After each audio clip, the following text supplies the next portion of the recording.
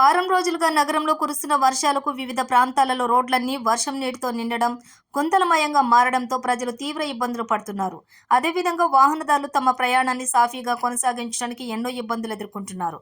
Traffic పోలీసులు traffic నియంత్రించడంతో పాటు అక్కడక్కడ రోడ్లపై నిల్వ ఉన్న వర్షపు నీటిని తొలగించడం, గుంతలమయంగా మారిన రోడ్లను మట్టితో పోడ్చడం లాంటి పనులను ట్రాఫిక్ పోలీసులే చేస్తున్నారు. అదేవిధంగా మ్యాన్ హోల్స్ శుభ్రం చేస్తూ ఆ నీళ్లు పోయే విధంగా అదనపు బాధ్యతలు కూడా నిర్వహిస్తూ ప్రజలకు సౌకర్యాలు కలుగచేస్తున్నారు.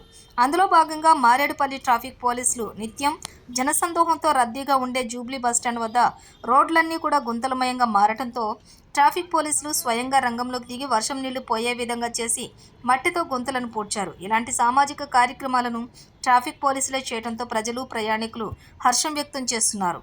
ఉన్నతాధికారులు కూడా ప్రోత్సహిస్తూ వారిని అభినందిస్తున్నారు.